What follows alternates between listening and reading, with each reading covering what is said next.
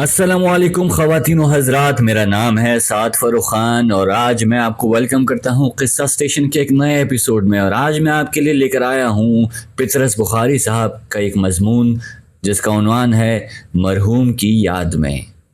मुलाज़ा फरमाइए। एक दिन मिर्ज़ा साहब और मैं बरामदे में साथ साथ कुर्सियाँ डाले चुपचाप बैठे थे।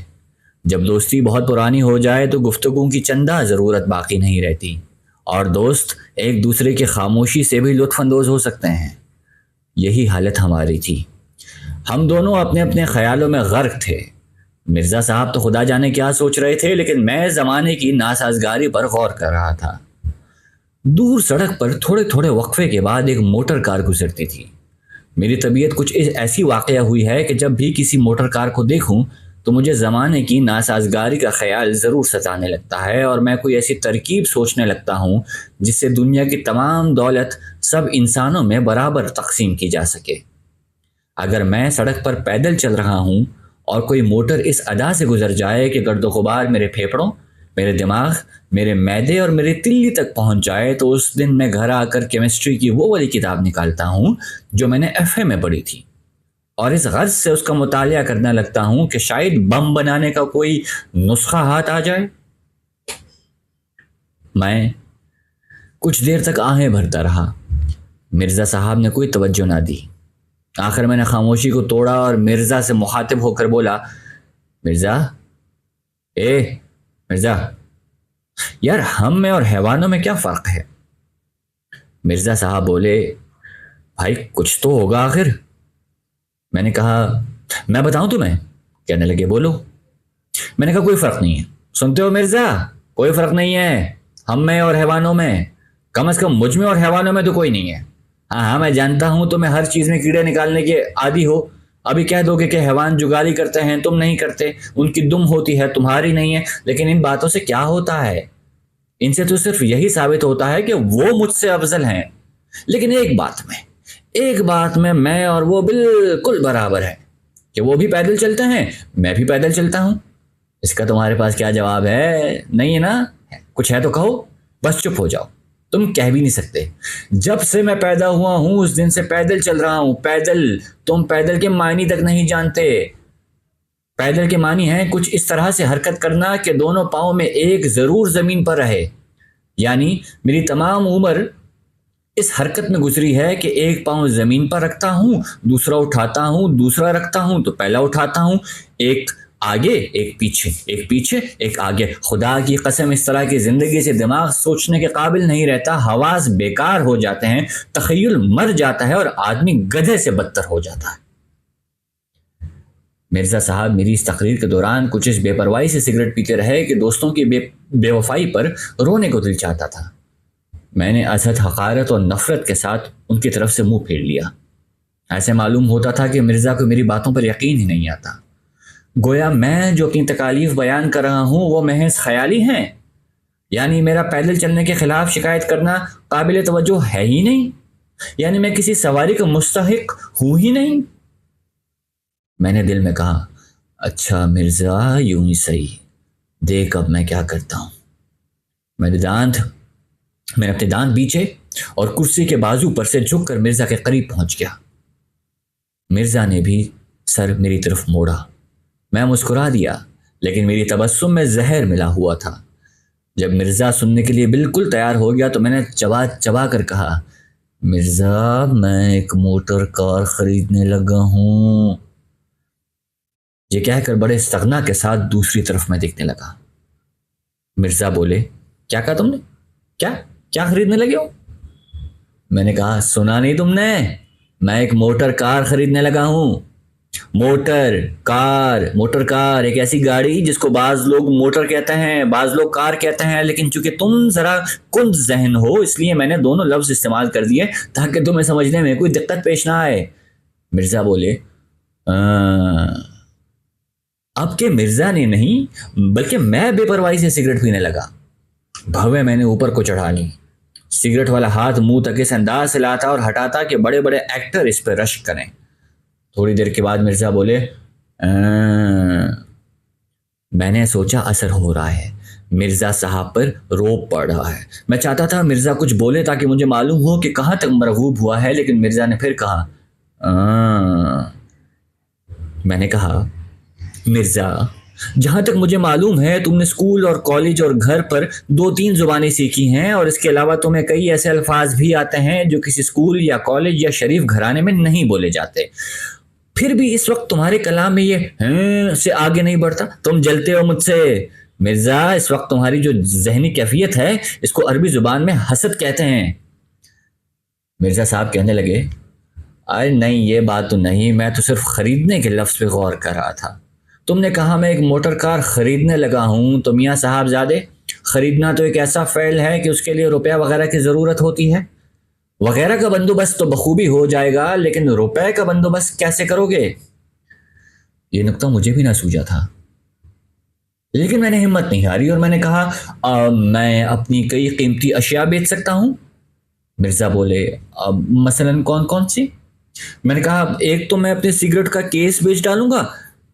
مرزا کہنے لگے، چلو 10 آنے تو یہ ہو گئے، باقی 2,500-3 ہزار کا انتظام بھی ہو جائے اسی طرح تو کام ہو جائے گا۔ اس کے بعد ضرور یہی معلوم ہوا کہ گفتگو کا سلسلہ کچھ دیر کے لیے روک دیا جائے، چنانچہ میں مرزا سے بیزار ہو کر خاموش ہو رہا۔ یہ بات سمجھ میں نہ آئی کہ لوگ روپیہ لاتے کہاں سے۔ بہت سوچا، آخر اس نتیجے پہ پہنچا کہ لوگ چوری کرتے ہیں۔ اتنی دیر میں مرزا بولے، میں تمہیں ایک ترکیب بتاؤں، ایک بائیسیکل لے لو۔ میں نے کہا، وہ تو روپے کا مسئلہ تو پھر اپنی جگہ پہ رہنا، جو کا تو۔ کہنے لگے، مفت لے لو۔ میں نے حیران ہو کے پوچھا، مفت؟ وہ کیسے؟ کہنے لگے، مفت ہی سمجھو، آخر دوست سے قیمت لینا بھی کہاں کی شرافت، البتہ تم ہی احسان قبول نہ کرو تو پھر اور بات ہے۔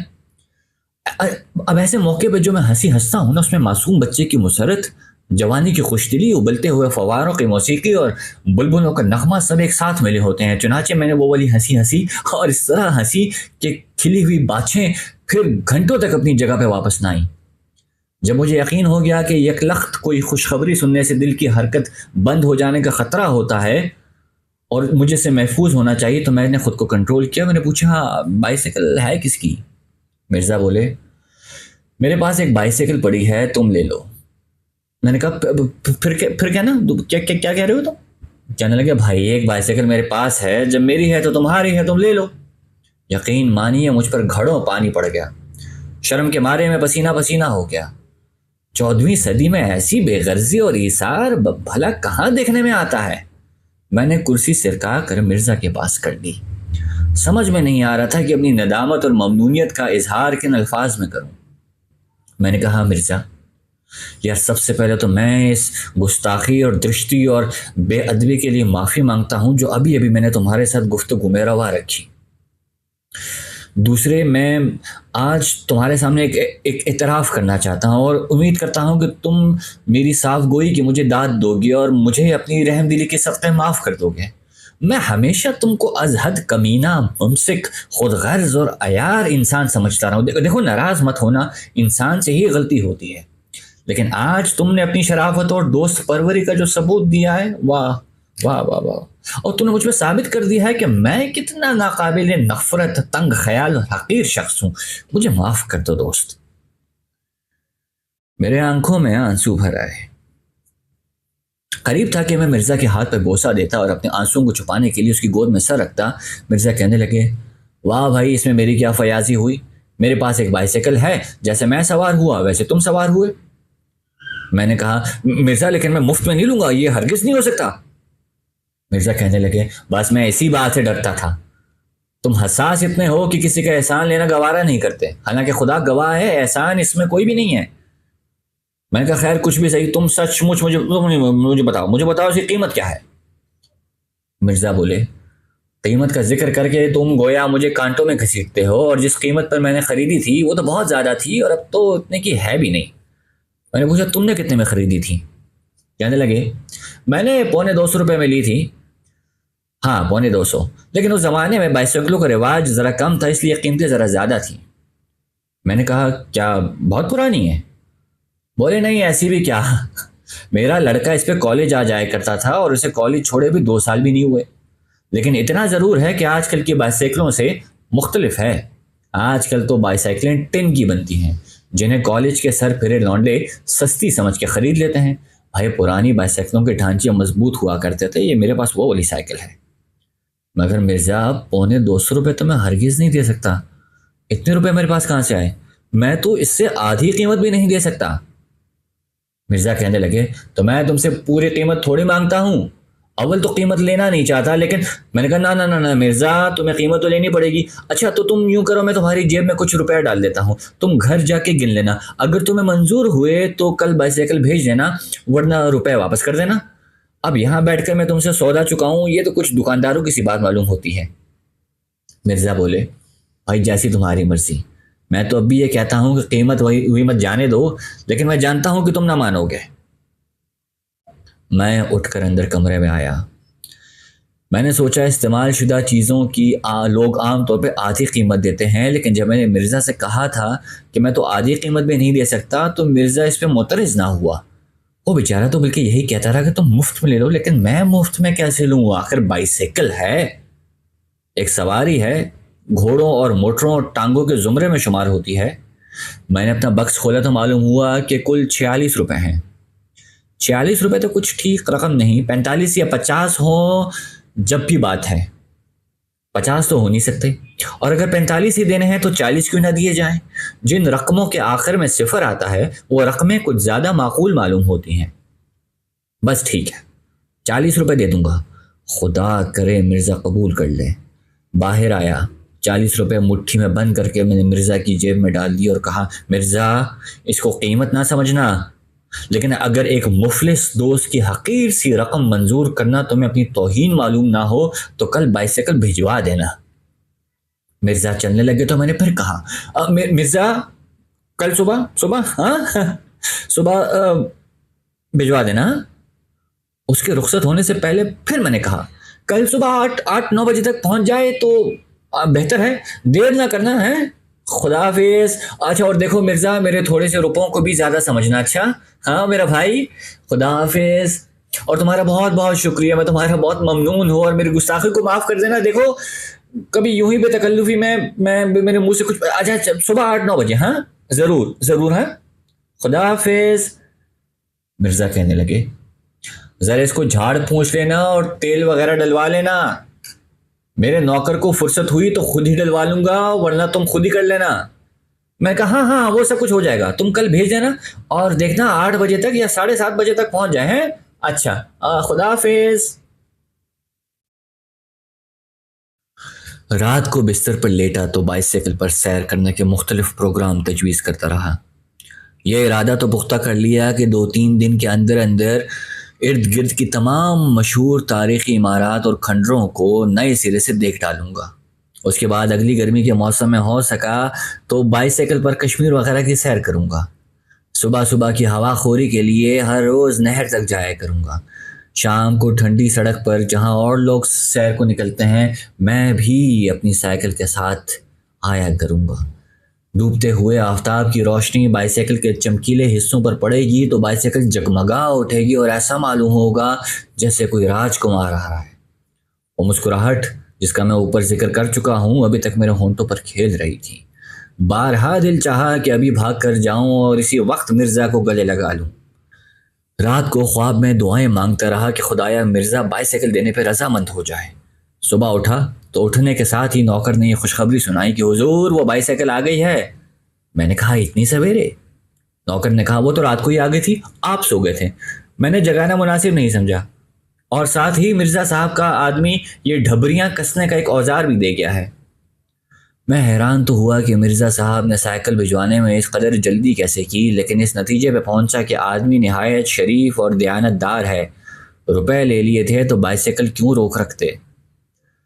میں نے نوکر سے کہا دیکھو یہ اوزار یہیں چھوڑ جاؤ اور دیکھو بائیسیکل کو کسی کپڑے سے خوب اچھی طرح جھاڑو، اور یہ موڑ پہ جو بائیسیکلوں والا بیٹھتا ہے نا اس کے پاس جا کے بائیسیکل میں تیل ڈلوا لاؤ، اور دیکھو ابے کہاں بھاگے جا رہے ہو، بات سنو، ہم ضروری بات تم سے کر رہے ہیں۔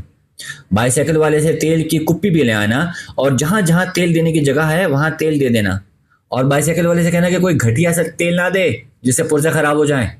بائیسیکل کے پرزے بڑے نازک ہوتے ہیں. اور بائیسیکل باہر نکال رکھو, ہم ابھی کپڑے بدل کے آتے ہیں, ہم ذرا سیر کو جائیں گے. اور دیکھو صاف کر دینا, اور بہت زور زور سے کپڑا مت مارنا, بائیسیکل کا پالش جو ہے نا وہ گھس جاتا ہے, ٹھیک ہے. جلدی جلدی چائے پی غسل خانے میں بڑے جوش و خروش کے ساتھ چل چل چنبیلی باغ میں گاتا رہا. اس کے بعد کپڑے بدلے, اوزار کو جیب میں ڈالا اور کمرے سے باہر نکلا. برآمدے میں آیا تو برآمدے کے ساتھ عجیب و غریب مشین پر نظر پڑی. ٹھیک طرح پہچان نہیں سکا کہ کیا چیز ہے. نوکر سے دریافت کیا, کیوں بھائی یہ کیا ہے؟ نوکر بولا, حضور یہ سائیکل. میں کہا سائیکل, کس کی سائیکل؟ کہنے لگا مرزا صاحب نے بھجوائی تھی آپ کے لیے. میں کہا وہ جو رات کو بھجوائی تھی وہ والی کہاں ہے؟ کہنے لگے یہی تو ہے. میں کہا کیا بکتا ہے؟ وہ جو بائیسیکل مرزا نے کل رات کو بھیجی تھی وہ سائیکل یہ ہے. کہنے لگا جی ہاں. میں نے کہا اچھا, اور پھر اسے دیکھنے لگا. تو اس کو صاف کیوں نہیں کیا؟ اس کو 2-3 دفعہ صاف کیا. ہاں تو یہ میلی کیوں ہے؟ نوکر نے شاید اس کا جواب دینا مناسب نہ سمجھا. اور وہ تیل لایا؟ ہاں حضور لایا ہوں. دیا؟ حضور وہ تیل دینے کے چھید ہوتے ہیں نا وہ نہیں مل رہے. کیا وجہ؟ حضور وہ زنگ اتنا جمع ہوا ہے, سوراخ کہیں بیچ میں دب گئے ہیں. رفتہ رفتہ میں اس چیز کے قریب آیا جس کو میرا نوکر بائیسیکل بتا رہا تھا. اس کے مختلف پرزوں پر غور کیا تو اتنا ثابت ہو گیا کہ ہے تو یہ سائیکل, لیکن پتہ نہیں کس زمانے کی ایجاد ہے. پہیے کو گھما گھما کر وہ سوراخ تلاش کیا جہاں کسی زمانے میں تیل دیا جاتا تھا, لیکن اب اس سوراخ میں سے آمد و رفت کا سلسلہ بند تھا. چنانچہ نوکر بولا, حضور وہ تیل تو سب ادھر ادھر بہ جاتا ہے, بیچ میں تو جاتا ہی نہیں. میں نے کہا اچھا اوپر ہی ڈال دو, اوپر ڈالنا بھی مفید ہوتا ہے. آخر کار بائیسیکل پہ سوار ہوا. پہلا ہی پاؤں چلایا تو ایسا معلوم ہوا جیسے کوئی مردہ اپنی ہڈیاں چٹخا کر اپنی مرضی کے خلاف زندہ ہونا چاہ رہا ہے. گھر سے نکلتے ہی کچھ تھوڑی سی اترائی تھی, اس پر بائیسیکل خود بخود چلنے لگی, لیکن اس رفتار سے جیسے تارکول زمین پر بہتا ہے. ساتھ ہی مختلف حصوں سے طرح طرح کی آوازیں برآمد ہونا شروع ہوئیں. ان آوازوں کے مختلف گروہ تھے. چین چاں چون قسم کی آوازیں زیادہ تر گدی کے نیچے اور پچھلے پہیے سے نکلتی تھیں. کھڑ کھڑ کھڑ کھڑ کھڑ کے قبیلے کی آوازیں مڈگاڑوں سے آتی تھیں. چر چر چخ چخ چخ چخ چخ چخ قسم کی آوازیں زنجیر اور پیڈل سے نکلتے تھے. زنجیر ڈھیلی ڈھیلی تھی, اور جب میں کبھی پیڈل پہ زور ڈالتا تو زنجیر میں ایک انگڑائی سے پیدا ہوتی جس سے وہ تن جاتی اور چڑ چڑ بولنے لگتی اور پھر ڈھیلی ہو جاتی. پچھلا پہیہ گھومنے کے علاوہ جھومتا بھی تھا, یعنی ایک تو آگے کو چلتا اور اس کے علاوہ دائیں سے بائیں اور بائیں سے دائیں بھی حرکت کرتا تھا. چنانچہ سڑک پر جو نشان پڑتا ٹائر کا, اس کو دیکھ کے ایسا معلوم ہوتا تھا جیسے کوئی مخمور سا سانپ لہرا کے نکل گیا ہے. مڈگارڈ تھے تو صحیح, لیکن پہیوں کے عین اوپر نہ تھے. ان کا فائدہ صرف یہ معلوم ہوتا تھا کہ انسان شمال کی سمت سیر کرنے کو نکلے اور آفتاب مغرب میں غروب ہو رہا ہو تو مڈگارڈوں کی بدولت ٹائر دھوپوں سے بچے رہیں گے. اگلے پہیے کے ٹائر میں ایک بڑا سا پیوند لگا تھا جس کی وجہ سے پہیہ ہر چکر میں ایک دفعہ لمحہ بھر کو زور سے اوپر کوٹ جاتا اور میرا سر پیچھے کوئی یوں جھٹکے کھا رہا تھا جیسے متواتر میری تھوڑی کے نیچے کوئی مکے مار رہا ہو. پچھلے اور اگلے پہیوں کو ملا کر چوں چوں پھٹ پھٹ چوں چوں پھٹ پھٹ کی صدا نکل رہی تھی. جب اتار پر بائیسیکل ذرا تیز ہوئی تو فضا میں ایک بھونچال سا آ گیا اور بائیسیکل کے کئی اور پرزے جو اب تک سو رہے تھے بیدار ہو کر گویا ہوئے. ادھر ادھر کے لوگ چونکے, ماؤں نے اپنے بچوں کو سینے سے لگا لیا. کھڑر کھڑر کھڑر کے بیچ میں پہیوں کی آواز جدا سنائی دے رہی تھی, لیکن چونکہ بائیسیکل اب پہلے سے تیز تھی اس لیے چوں چوں پھٹ پھٹ چوں چوں پھٹ پھٹ کی آواز نے اب پتہ نہیں ایک عجیب سی صورت اختیار کر لی تھی. تمام بائیسیکل کسی افریقی زبان کی گردانیں دہرا رہی تھی. ایک تو ہینڈل ایک طرف کو مڑ گیا جس کا نتیجہ یہ ہوا کہ میں جا تو سامنے کو رہا تھا لیکن میرا تمام جسم دائیں جانب مڑا ہوا تھا. اس کے علاوہ وہ بائیسیکل کی گدی دفعتاً 5-6 انچ کے قریب نیچے بیٹھ گئی چنانچہ جب پیڈل چلانے کے لیے میں نے ٹانگیں اوپر نیچے کر رہا تھا تو میرے گھٹنے میری تھوڑی تک جا رہے تھے، کمر دوہری ہو کر باہر کو نکلی ہوئی تھی، اور ساتھ ہی اگلے پہیے کی اٹھیلیوں کی وجہ سے سر برابر جھٹکے کھا رہا تھا۔ گدی کا نیچے ہو جانا تکلیف دہ ثابت ہوا، اس لیے مناسب یہی سمجھا کہ اس کو ٹھیک کر لوں۔ چنانچہ میں نے بائی سیکل کو ٹھہرا لیا اور نیچے اترا۔ بائی سیکل کے ٹھہر جانے سے یک لخت جیسی دنیا میں خاموشی سی چھا گئی۔ ایسا معلوم ہوا جیسے میں کسی ریل کے اسٹیشن سے باہر نکل کے آ گیا ہوں۔ جیب سے میں نے اوزار نکالا، گدی کو اونچا کیا، کچھ ہینڈل کو ٹھیک کیا اور دوبارہ سوار ہوا۔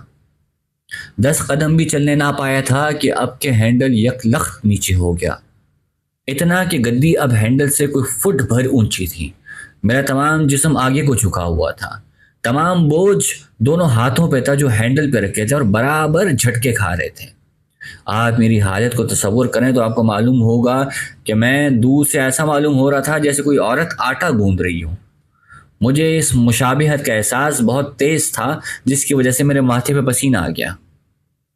میں دائیں بائیں لوگوں کو کنکھیوں سے دیکھتا جاتا تھا، یوں تو ہر شخص میل بھر پہلے سے مڑ مڑ کے دیکھنے لگتا کہ یہ کیا آ رہا ہے، لیکن ان میں سے کوئی بھی ایسا نہ تھا جس کے لیے میری مصیبت ضیافت طبع کا باعث نہ ہو۔ ہینڈل تو نیچے ہو ہی گیا تھا، تھوڑی دیر کے بعد گدی بھی نیچے ہو گئی اور میں ہمہ زمین کے قریب پہنچ گیا۔ ایک لڑکے نے کہا، دیکھو یہ آدمی کیا کر رہا ہے، گویا اس بدتمیز کے نزدیک میں کوئی کرتب کر رہا تھا۔ میں نے اتر کر پھر ہینڈل اور گدی دونوں کو اونچا کیا، لیکن تھوڑی دیر کے بعد ان میں سے ایک نہ ایک پھر نیچے ہو جاتا۔ وہ لمحے جن کے دوران میں میرے ہاتھ اور میرا جسم دونوں ہی بلندی پر واقع ہوں بہت ہی کم تھے، اور میں یہی سوچتا رہتا تھا کہ اب کہ گدی پہلے بیٹھے گی یا ہینڈل۔ چنانچہ نڈر ہو کر نہ بیٹھنا مناسب سمجھا۔ جب 2 میل گزر گئے اور بائیسیکل کی اٹھک بیٹھک نے ایک مقرر باقاعدگی اختیار کر لی تو فیصلہ کیا کہ کسی مستری سے پیچ کسوا لینے چاہیے۔ چنانچہ بائیسیکل کو ایک دکان پہ لے گیا۔ بائیسیکل کی کھڑ کھڑ سے دکان میں جتنے لوگ کام کر رہے تھے سب کے سب نظر اٹھا کے میری طرف دیکھنے لگے، لیکن میں نے جی اڑا کے کہا، ذرا اس کی مرمت کر دیجئے۔ ایک مستری آگے بڑھا، لوہے کی ایک سلاخ اس کے ہاتھ میں تھی جس سے اس نے مختلف حصوں کو بڑی بے دردی سے ٹھوک بجا کر دیکھا۔ معلوم ہوتا تھا کہ اس نے بڑی تیزی کے ساتھ سب حالات کا اندازہ لگا لیا ہے، لیکن پھر بھی مجھ سے پوچھنے لگا، کس پرزے کی مرمت کرائیے گا صاحب؟ میں نے کہا، بڑے گستاخ ہو تم، دیکھتے نہیں ہو کہ صرف ہینڈل اور گدی کو ذرا اونچا کر کے کسوانا ہے، بس، اور کیا؟ ٹھیک کرو جلدی سے اور بتاؤ کتنے پیسے ہوئے۔ مستری نے کہا، مڈ گارڈ بھی ٹھیک نہ کر دوں؟ میں کہا، ہاں وہ بھی ٹھیک کر دو۔ کہنے لگا، اگر باقی چیزیں بھی ٹھیک کرا لیں تو اچھا ہو۔ میں کہا، اچھا کر دو۔ بولا، یوں تھوڑی ہو سکتا ہے، 10-15 دن کا کام ہے، آپ اسے ہمارے پاس چھوڑ جائیے۔ اور پیسے کتنے لوگے؟ کہنے لگا، بس 40 روپے لگیں گے۔ میں کہا، بس جی، تم سے جو کام بولا ہے تم وہ کرو، باقی ہمارے معاملات میں دخل مت دو۔ تھوڑی دیر میں ہینڈل اور گدی پھر اونچی کر کے کس دی گئی۔ میں چلنے لگا تو مستری نے کہا، میں نے کس تو دیا ہے لیکن پیچ سب گھسے ہوئے ہیں، ابھی تھوڑی دیر میں پھر ڈھیلے ہو جائیں گے۔ میں نے کہا، بدتمیز کہیں کے، تو 2 آنے پیسے مفت میں لیے؟ بولا، جناب آپ کو بائیسیکل بھی تو مفت میں ملی ہوگی، یہ آپ کے دوست مرزا صاحب کی ہے نا؟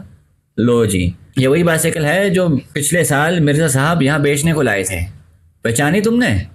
بھائی صدیاں ہی گزر گئیں لیکن اس بائیسیکل کی خطا معاف ہونے میں نہیں آتی۔ میں کہا، واہ، مرزا صاحب کے لڑکے اس پہ کالج آ جایا کرتے تھے اور ابھی ان کو کالج چھوڑے 2 سال بھی نہیں ہوئے۔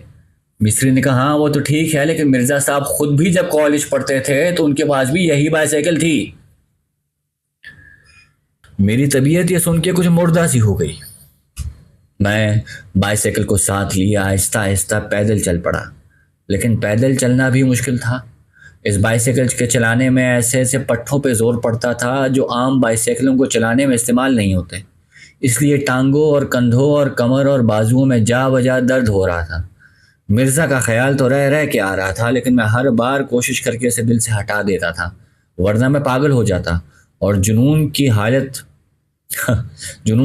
میں پہلی حرکت مجھ سے یہ سرزد ہوتی ہے کہ مرزا کے مکان کے سامنے بازار میں ایک جلسہ منعقد کرتا جس میں مرزا کی مکاری، بے ایمانی، دغابازی پر ایک طویل تقریر کرتا، کل بنی نوع انسان اور آئندہ آنے والی نسلوں کو مرزا کی ناپاک فطرت سے آگاہ کرتا، اور اس کے بعد ایک چتا جلا کر اس میں زندہ جل کر مر جاتا۔ میں نے بہتر یہی سمجھا کہ جس قدر ہو سکے اس بائیسیکل کو اونے پونے داموں میں بیچ کر جو وصول ہوا ہے اسی پہ صبر شکر کروں، بلا سے 10-15 روپے کا خسارہ ہی صحیح، 40 کے 40 تو ضائع نہ ہو۔ راستے میں بائیسیکلوں کی ایک اور دکان آئی، وہاں ٹھہر گیا۔ دکاندار میرے پاس آیا لیکن میری زبان کو جیسے قفل لگ گیا ہو۔ عمر بھر کسی چیز کے بیچنے کی نوبت کبھی نہیں آئی، میں نے زندگی میں کبھی کوئی چیز نہیں بیچی تھی، مجھے تو معلوم بھی نہیں تھا کہ ایسے موقع پہ کیا کہتے ہیں۔ آخر بڑے سوچ و بچار اور بڑے تامل کے بعد منہ سے میرے صرف اتنا نکلا کہ یہ سائیکل ہے۔ دکاندار کہنے لگا پھر؟ میں نے کہا لوگے؟ کہنے لگا کیا مطلب؟ میں نے کہا بیچتے ہیں ہم۔ دکاندار نے مجھے اس نظر سے دیکھا، مجھے یہ محسوس ہوا کہ مجھ پہ چوری کا شبہ کر رہا ہے۔ پھر بائیسیکل کو دیکھا، پھر مجھے دیکھا، پھر بائیسیکل کو دیکھا۔ ایسا معلوم ہوتا تھا کہ فیصلہ نہیں کر سکتا آدمی کون سا ہے اور بائیسیکل کون سی ہے۔ آخر کار بولا کیا کریں گے آپ اس کو بیچ کے؟ ایسے سوالوں کا خدا جانے کیا جواب ہوتا۔ میں نے کہا تم یہ پوچھنا چاہ رہے ہو کہ جو روپے مجھے وصول ہوں گے میں ان کا کیا کروں گا؟ کہنے لگا وہ تو ٹھیک ہے مگر کوئی اس کو لے کے کیا کرے گا؟ میں نے کہا اس پہ چڑھے گا اور کیا کرے گا؟ کہنے لگا اچھا چڑھ گیا پھر کیا؟ پھر چلائے گا اور کیا؟ دکاندار بولا اچھا خدا بخش ذرا یہاں آنا، یہ بائیسیکل بکنے کو آئی ہے۔ جن حضرت کا اس میں گرامی خدا بخش تھا انہوں نے بائیسیکل کو دور سے ہی یوں دیکھا جیسے بو سونگھ رہے ہوں۔ اس کے بعد دونوں نے آپس میں مشورہ کیا۔ آخر میں جن کا نام خدا بخش تھا انہیں میرے پاس بھیجا اور وہ آ کے کہنے لگے تو آپ سچ مچ بیچ رہے ہیں اس کو؟ میں کہا تو اور کیا، محض آپ سے ہم کلام ہونے کا فخر حاصل کرنے کے لیے میں گھر سے یہ بہانہ بنا کے لایا ہوں کیا؟ کہنے لگا تو کیا لیں گے آپ؟ میں نے کہا تم ہی بتاؤ۔ کہنے لگا سچ مچ بتاؤں؟ میں کہا بتاؤ گے یا یوں ہی ترساتے رہو گے؟ کہنے لگا 3 روپے دوں گا اس کے۔ میرا خون کھول اٹھا اور میرے ہاتھ پاؤں اور ہونٹ غصے کے مارے کانپنے لگے۔ میں نے کہا او صنعت و حرفت سے پیٹ پالنے والے نچلے طبقے کے انسان، مجھے اپنی توہین کی پرواہ نہیں لیکن تو نے اپنی بیہودہ گفتاری سے اس بے زبان چیز کو جو صدمہ پہنچایا ہے اس کے لیے میں تجھے قیامت تک معاف نہیں کر سکتا۔ یہ کہہ کر میں بائیسیکل پہ سوار ہو گیا اور اندھا دھند پاؤں چلانے لگا۔ مشکل سے 20 قدم گیا ہوں گا کہ مجھے ایسا معلوم ہوا جیسے زمین یک لخت اچھل کر مجھ سے آ لگی ہے۔ آسمان میرے سر پہ سے ہٹ کر میری ٹانگوں کے بیچ میں سے گزر گیا ہے اور ادھر ادھر کی عمارتوں نے ایک دوسرے کے ساتھ اپنی اپنی جگہ بدل لی ہے۔ حواس بجا ہوئے تو معلوم ہوا کہ میں زمین پر اس بے تکلفی سے بیٹھا ہوں گویا بڑی مدت سے مجھے اس بات کا شوق تھا جو آج پورا ہوا۔ ارد گرد کچھ لوگ جمع تھے جن میں سے اکثر ہنس رہے تھے۔ سامنے دکان تھی جہاں ابھی میں نے اپنی ناکام گفت و شنید کا سلسلہ منقطع کیا تھا۔ میں نے اپنے گرد و پیش پر غور کیا تو معلوم ہوا کہ میری سائیکل کا اگلا پہیہ بالکل الگ ہو کر لڑکھڑاتا ہوا سڑک کے اس پار جا پہنچا ہے اور باقی سائیکل میرے پاس پڑی ہے۔ میں نے فوراً اپنے آپ کو سنبھالا، جو پہیہ الگ ہو گیا تھا اس کو ایک ہاتھ میں اٹھایا، دوسرے ہاتھ میں باقی ماندہ سائیکل کو تھاما اور چل کھڑا ہوا۔ یہ محض ایک اضطراری حرکت تھی، ہائے ورنہ یہ بائیسیکل مجھے اتنی عزیز نہیں تھی کہ میں اس کو ہاتھ میں اٹھا کے ساتھ لیے چلتا۔ جب میں یہ سب کچھ اٹھا کے چل دیا تو میں نے اپنے آپ سے پوچھا کہ کیا کر رہے ہو تم، کہاں جا رہے ہو، تمہارا کیا ارادہ ہے، یہ 2 پہیے کاہے کو لے کے جا رہے ہو؟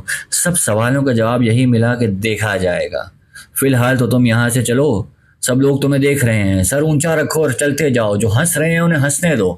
اس قسم کے بیہودہ لوگ ہر قوم اور ہر ملک میں پائے جاتے ہیں۔ آخر کیا ہوا، محض ایک حادثہ؟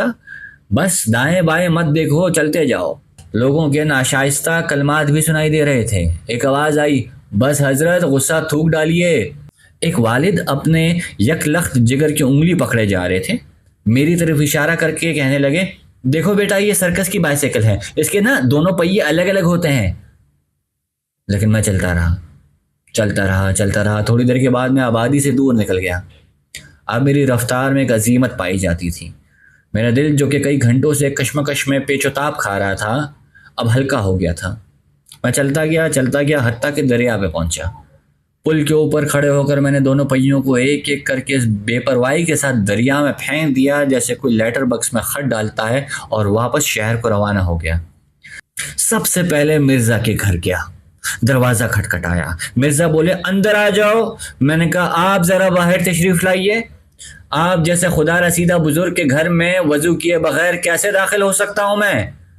باہر تشریف لائے تو میں نے وہ اوزار ان کی خدمت میں پیش کیا جو انہوں نے بائیسیکل کے ساتھ مفت میں ہی مجھ کو عنایت فرمایا تھا، اور کہا مرزا صاحب آپ ہی اس اوزار سے نا شوق پورا کیجیے اپنا، میں اب اسے بے نیاز ہو چکا ہوں۔